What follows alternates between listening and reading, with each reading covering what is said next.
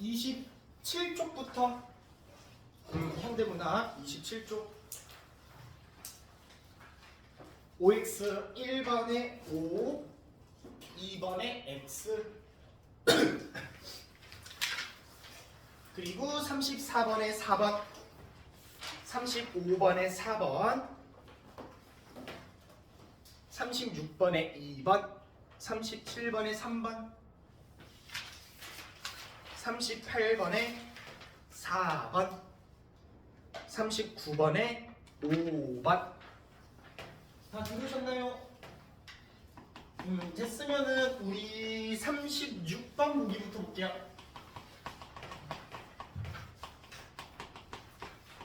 음, 36번 부터 보면은 이 작품은 윤동주가 일제강점기 때 일본에서 유학하며 쓴 시이다. 저번 주에 이어서 오늘도 윤동주예요. 저번 주에 윤동주에 대한 얘기를 간단히 좀 했었죠. 그때 이제 일본 유학 얘기도 나왔는데 그 일본이라는 공간 때문에 더더욱이 적극적으로 나서지 못했다. 그로 인해서 부끄러움과 고뇌를 많이 느꼈다. 기억나십니까? 결론부터 말하면 이 작품도 그 얘기예요. 그 얘기입니다. 자, 이어서 볼게요. 이 시에서 화자는 자아 성찰을 통해 무기력한 삶을 반성하고 현실을 극복하려는 의지와 희망적인 미래에 대한 확신을 드러낸대요. 자, 우선 나오는 얘기는 화자의 태도. 화자가 여기서 본인을 돌아봅니다. 자아 성찰을 하고 그렇게 무기력한 삶을 반성하면서 미래에 대한 의지와 희망을 갖는데 거기에 나와 있는 얘기니까 뭐 밑줄 정도만 잘 그어주세요.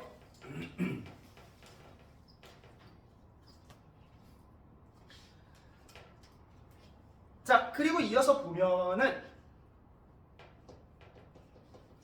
이 과정에서 현실에 안주하고 있는 현실적 자아와 현실 극복 의지를 지닌 이상적 자아 사이의 갈등은 해소되고 두 자아는 화해를 이루게 된대요.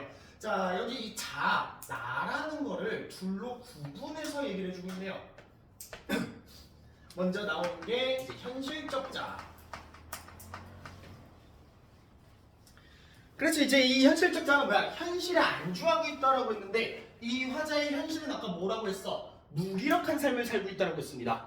그래서 그렇게 살고 있고 어떤 변화 의지를 갖지 않고 안주를 하는 이 자아는 반성의 대상이 되겠죠.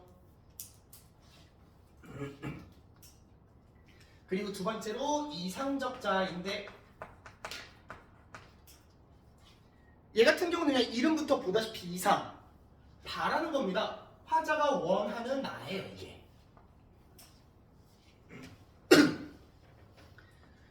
그랬을 때 이제 뭐 갈등이 해소된다고 했는데 내가 원하는 나의 모습과 실제 나의 모습이 다르기 때문에 내적 갈등을 겪었을 거고 이게 이제 화해에 이르게 된다까지가 36번이죠.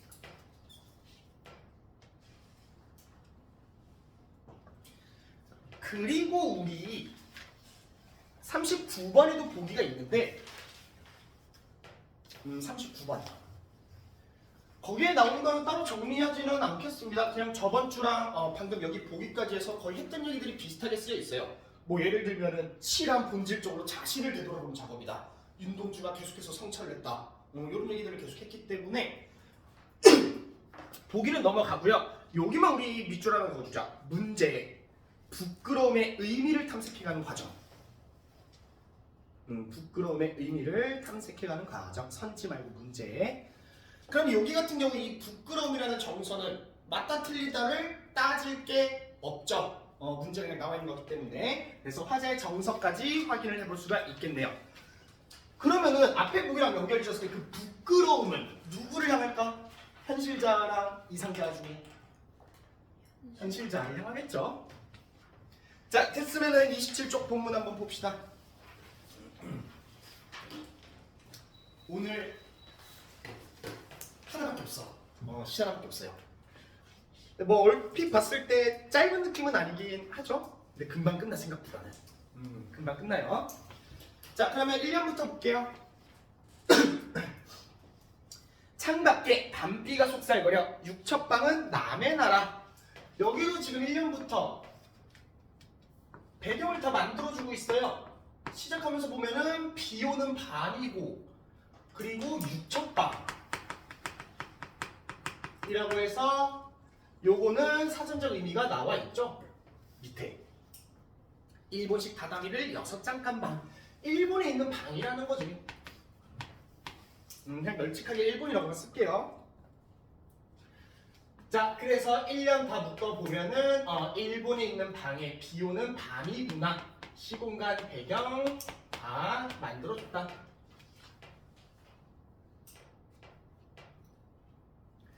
그 중에 요 일본이라는 공간 아까도 얘기를 했어요. 저 일본이 있기 때문에 더더욱이 화자가 윤동주가 적극적으로 나서지 못했다. 그래서 이 일본이라는 공간 육첩방은 구속과 억압을 상징하는 공간이 돼요.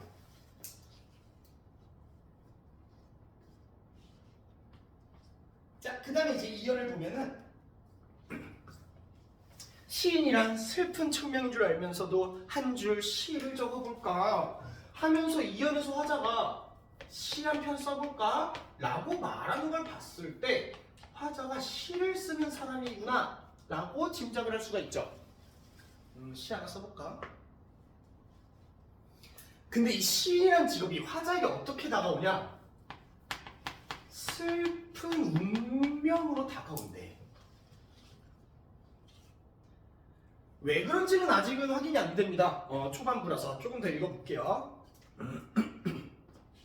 3년을 보면은 땀내와 사랑내 폭언이 풍긴 학비 봉투를 받아 노트를 끼고 늙은 교수의 강의를 들으러 간대. 자, 학비 봉투를 받아가지고 이제 교수의 강의를 들으러 가는데 이 학비를 꾸며주는 말을 보면 땀내와 사랑내.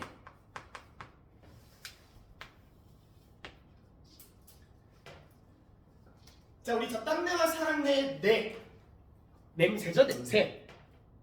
그래서 후각적 이미지가 되겠고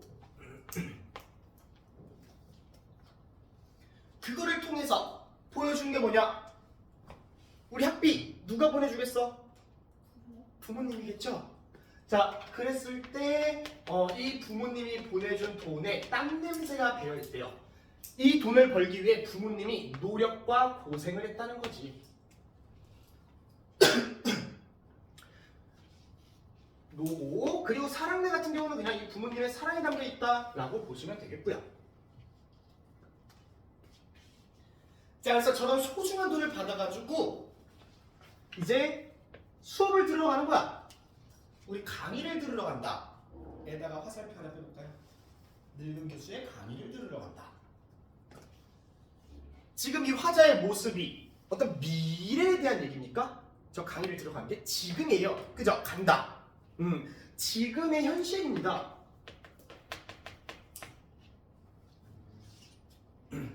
그랬을 때 앞에 보기에서 뭐라고 했어? 화자의 현실은 무기력한 삶이고 안주하는 삶이라고 했어. 그리고 이렇게 안주하는 태도는 반성의 대상이라고 했고요. 그죠? 이제 그냥 이따가 돈 들어오면은 내가 원래 수업 듣는 시간에 맞춰서 그냥 별 생각 없이 수업이나 들어가는 겁니다. 자, 이어서 보면은 생각해보면 어릴 때 동물을 하나둘 죄다 잃어버리고 나는 무얼 바래? 나는 다만 홀로 친절하는 것일까? 하면서 나는 뭘 바래서 이렇게 친절한 걸까? 라고 하는데 우리 친절도 의미가 나와 있어요. 기분 같은 게 가라앉는데요. 자, 그럼 우리가 가라앉는다라는 텍스트를 보면은 내려가는 하강의 이미지를 상상할 수 있겠고,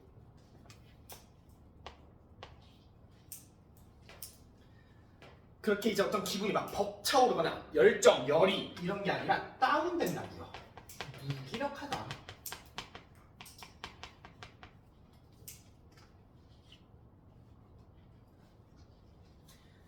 자, 그러면은 이 무기력을 느끼고 있는 주체 나인데 A로 묶여 있습니다. 자, 앞에서 그냥 강의 들으러 가는 이 현실을 안주하면서 무기력함을 느끼는 나. 현실적자 할까? 이상적자 할까? 현실자가 되지. 바꾸고자 하는 반성의 대상입니다.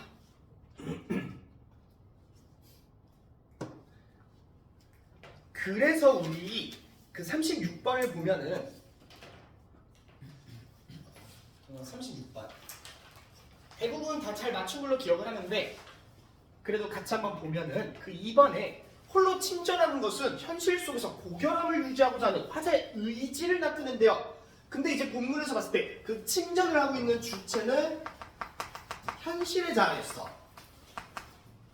의지를 나타낸다라고 선지에서 말하는데 보기에서 의지를 가진 자아는 누구라고 했어?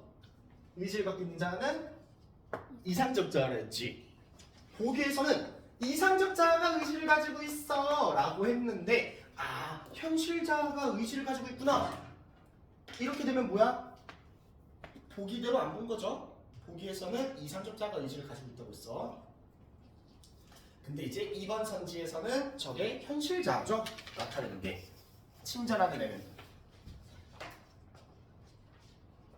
잠깐만, 이 G 어디 있냐? 자, 그러면 본문으로 돌아와가지고 계속 봅시다. 자, 이제 D 부분이에요. 인생은 살기 어렵다는데 시가 이렇게 쉽게 쓰여지는 것은 부끄러운 일이다 하면서 우리 D 부분 여기는 별표 하나 쳐줍시다. D 부분 일단은 우리 아까 문제에서 확인한 화자의 정서 부끄러움 그게 여기에 직접 나타나 있고 그리고 제목의 의미까지 확인할 수 있죠. 쉽게 쓰여진 시가 쉽게 쓰여지는 것은 부끄럽대요. 원래 시를 쓰는 입장에서는 뭐야? 시가 쉽게 쓰이면 재능이죠. 축복의 영역입니다. 근데 화자는 부끄러움을 느낀대. 그 이유가 뭐야? 인생은 살기가 어렵대. 여기서 말하는 인생은 삶이에요. 그 현실. 살기가 어렵다는데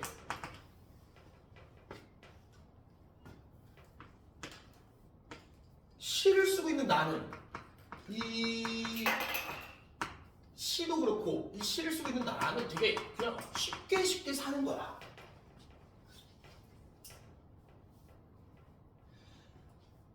그래서 뭐야 당시에 현실 우리 민족이 피땀 흘려가면서 버티고 싸우고 되게 처절하게 어렵게 살았잖아.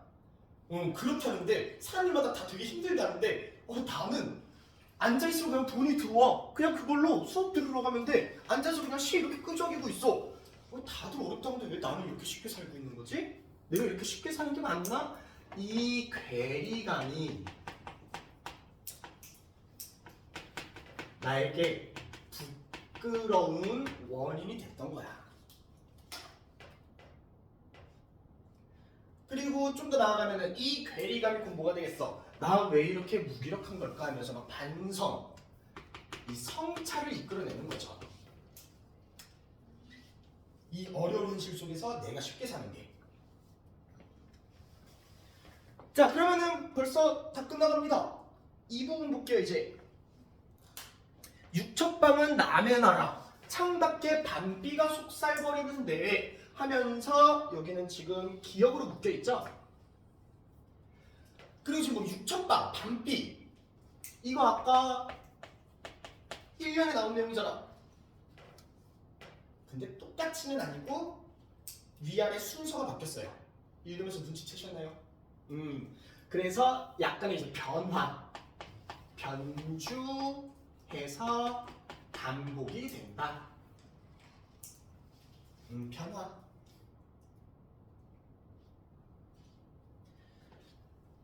자, 그러면은 이 부분을 좀 더 구체적으로 보면은 자, 1년에서는 저기 저 시공간 배경 창밖에 밤비가 속살거리는데 육첩방은 남의 나라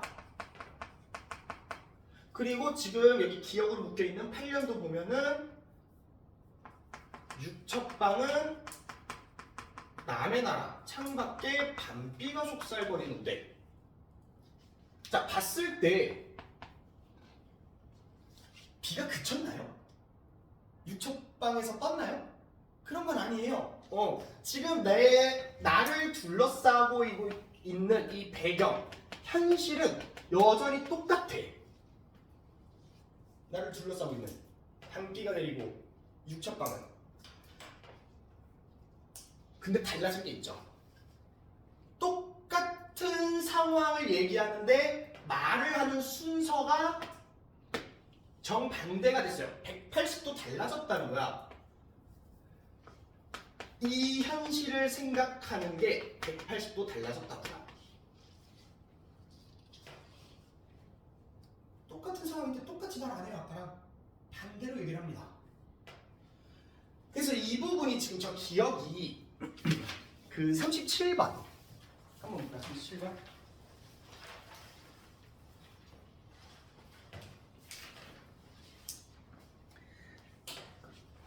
그래서 그 3번에 뭐야? 내면의 성찰. 앞에서부터 계속해서 이렇게 성찰의 과정을 통해 가지고 지금 나를 둘러싸고 있는 현실에 대한 생각을 다시 가져간다는 거지.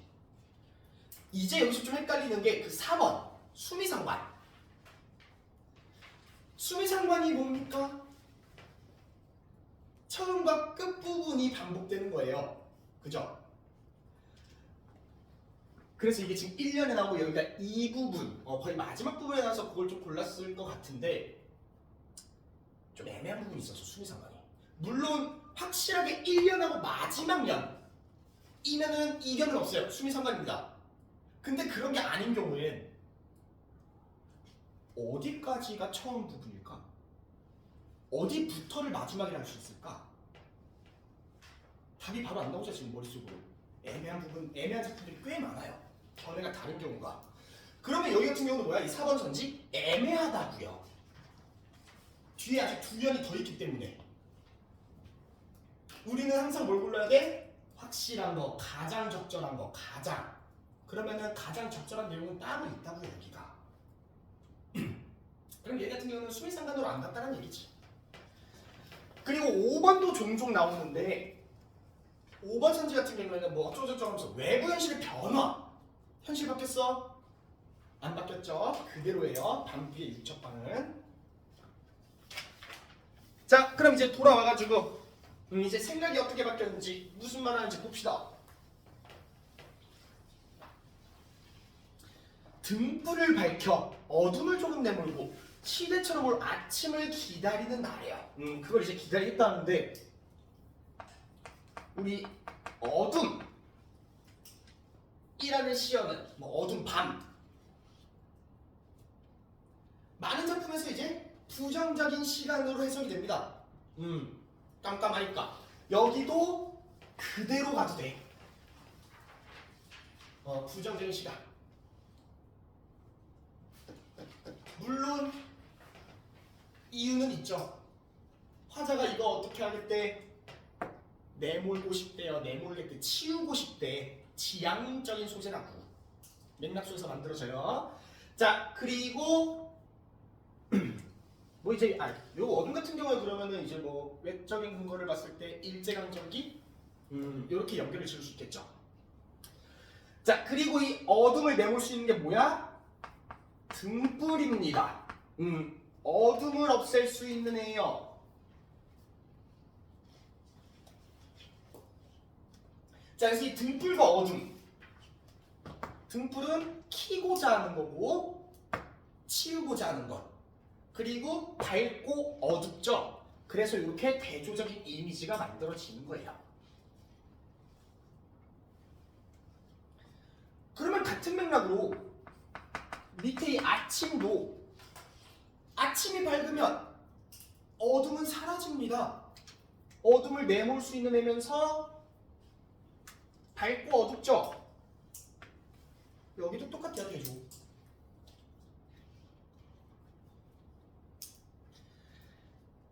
자, 그럼 이 아침 지금 아침이야? 지금 아침이야? 아침이 왔어? 아니지. 시대처럼 올 아침이래. 오다에 관형사용함이 리을이 붙으면 시제가 어떻게 되겠니? 미래지 미래. 그래서 지금 이걸 봤을 때 아직은 아침이 오진 않았고 어둠 속에 있나 보구나라는 거지. 일제강점기 속에 있었으니까.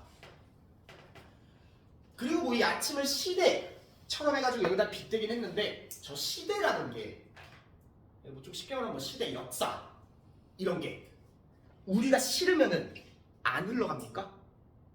우리가 싫어도 뭐야 내일은 오고 1년 뒤는 오고 10년 뒤는 옵니다. 그죠? 이 시대라는 건 그렇게 흘러가요. 그렇게 자연스럽게 얘도 올 거라는 거예요. 뭐 싫어도 올 거라고. 물론 여기서 싫어하진 않겠지만 자연스럽게 올 그 아침을 기다리는 최후의 나. 자, 그래서 이제 뭐야 그 아침을 기다린다라고 하는데, 자, 기다린다라는 태도에는 기본적으로 깔리는 게 있죠. 전제가. 예를 들어서 지금 이렇게 8명이 다 와야 이제 내가 수업을 시작을 해. 근데 한 5분 10분이 지나도 한 명이 안 와. 근데 내가 수업을 시작을 안 해. 안 하고 있어. 왜 그럴까? 확신까지는 조금 애매하고 일단은 올 거라는 그 희망, 믿음이 있으니까 시작 안 하죠. 올 수 있으니까. 이제 반대로 말하면 뭐야? 애가 안 오는데 안 올 걸 내가 이미 알아. 그럼 나 기다리겠냐고? 안 기다리죠. 그리고 뭐야? 수업 시간도 빡빡해 죽겠는데 일단 5분 기다려 보는 거예요. 그 의지를 가지고 있다고. 기다린다는 건 기본적으로 믿음과 의지가 깔려 있어요. 다른 작품들에서도. 자, 그렇게 그걸 기다리는 이제 최후의 나인데 여기가 이제 B로 묶여 있죠. 그럼 이 나는 뭐야? 미래에 대한 믿음과 의지, 희망을 가지고 있는 나예요. 이게 이상적 자아가 되는 거지.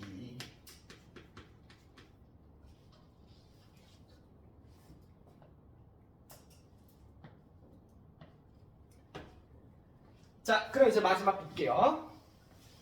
나는 나에게 작은 손을 내밀어 눈물과 위안으로 잡는 최초의 악수.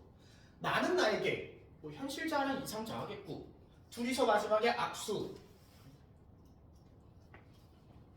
여기다 쓸게요 그냥. 악수라고 끝났는데 이 악수가 어떤 의미일까? 일상에서도 우리가 싸우고 나서 화해할 때 악수하잖아. 내가 미안했어 막 이러면서. 그래가지고 이 악수가 또 많은 작품에서 뭐 화해, 화합 이런 거를 또 많이 상징하는데 보기에서도 화해라는 말이 나와요. 이제 뭐야 내가 원하는 모습이 아니기 때문에 되게 부끄럽고 미웠다가 그게 해소가 되고 화해에 이른다고 했어요. 나와야 될 거 아니야. 시 다 끝났는데 나와야 될 거 아니야. 그럼 이 악수 우리가 그냥 알고 있는 그 의미 그대로 가도 된다는 거지. 그래서 이렇게 이제 화해를 하면서 끝나는 거구나. 내적 갈등이 해소가 됐구나. 벌써 끝났어요 이러면 20분 걸렸어. 20분. 요거 좀 긴 게. 제가 이제 또 뭐야 파워 T라 가지고 막 작품을 보면서 약간 막 눈물을 그려온다거나 막 어떡해 막 이런 생각은 별로 안 가죠. 그런 거 그냥 뭐 잘 썼으면 잘 썼다 뭐 이러고 끝났는데 얘 같은 경우에는 좀 기억이 좀 오래가요. 좀 의미가 있어. 그나마. 비하인드 스토리인데요. 여담. 요게 윤동주의 마지막 시로 전해집니다. 이거를 쓰고 이걸 마지막으로 이제 독립운동을 준비를 하다가 걸렸죠. 그래서 감옥에 가겠죠. 형무소에 투옥이 됐어요. 그리고 거기서 그대로 돌아가셨습니다. 옥사를 했어요. 그렇게 전해져요. 언제 돌아가셨냐? 45년도에. 광복이 언제죠? 45년도에요. 광복을 몇 개월 앞두고 돌아가셨어. 못 보고. 자, 근데 그랬을 때 우리 윤동주의 이 작품 경향을 보면 뭐 다른 작품들도 나 이렇게 살면 안 되는데 바뀌어야 되는데 계속 그러잖아. 여기도 그런 내용이고. 그래서 이제 이거를 약간 그런 느낌이지. 진짜 이걸 마지막으로 이렇게 쓰면서 바뀌어야 되는데 적극적으로 이제 나서보자 하면서 이제 이거를 마지막으로 덮고 독립운동을 준비를 했다는 거야. 이제 연결 좀 해보면은 그러면서 이제 바뀌어야 돼 하면서 이제 약간 막 각성을 하고 그러면서 이제 미래를 적극적으로 준비하는데 그 미래의 나를 뭐라고 하니? 최후의 나래. 이런 거 봤을 때 뭐야 이미 본인의 이 미래를 이 최후를 이미 좀 상정을 했다라는 거지. 물론 아니었을 수도 있는데 그렇게 연결이 되잖아 충분히. 그래서 이제 좀 그런 비하인드 스토리들을 보면은 좀 여운이 꽤 있는 작품이다 라는 거예요 이렇게. 자 그럼 이제 문제를 몇 개 좀 볼게요. 일단 우리 OX 1번부터 시적 대상과의 관계 회복을 소망하고 있다. 이제 관계 회복을 소망한다. 여기에는 이견이 없을 거예요. 자 우리 지금 이 작품에서 계속 누구에 대한 얘기를 하니? 나죠? 나. 근데 그래가지고 이제 종종 X를 치는 친구들 중에 그렇게 얘기를 하는 거야. 본인에 대한 얘기라서 대상이 아니다. 그래서 X를 친대. 자, 시적 대상이라는 거는 화자가 누구에 대한 얘기를 하냐? 그 누구? 화자의 정서가 누구를 향하냐? 그 누구예요? 뭐 사물이 될 수도 있고. 근데 나에 대한 얘기, 정서도 나에 대한 정서들이 나와. 그러면 나도 시적 대상이야. 화자이면서 시적 대상이 됩니다. 본인도. 알겠나요? 본인도 시적 대상이 될 수 있어. 자, 그리고 35번도 보면은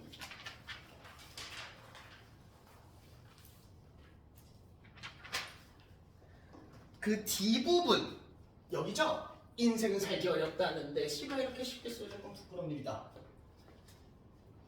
그래서 뭐야? 자와 시대현실 간의 괴리를 인식하고 앞문장은 맞아.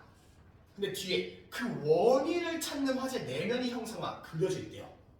그럼 여기에 이렇게 인생 살기 어렵다는데 나는 왜 이렇게 시를 쉽게 쓰고 있는 거지? 이런 얘기들이 나옵니까? 시가 어떻게 이렇게 쉽게 쓰이지? 나 왜 이렇게 쉽게 살지? 이런 거 찾나요? 없죠. 그래가지고 이제 뒷문장 때문에 틀렸고 그러면은 이제 38번 얘는 이제는 되게 쉽게 보일 거예요. 틀린 친구들 같은 경우에. 자, B가 이제 부끄러워하고 있대. 우리 A가 현실의 자고 B는 믿음과 의지를 가지고 있는 이상적자예요. 그랬을 때 우리 부끄러움을 느끼는 자는 어떤 자? A죠, A. 그래서 저희 같은 경우에는 B랑 A랑 위치가 바뀌면은 맞는 말이 되겠네요. 자, 이렇게 해서 끝났습니다.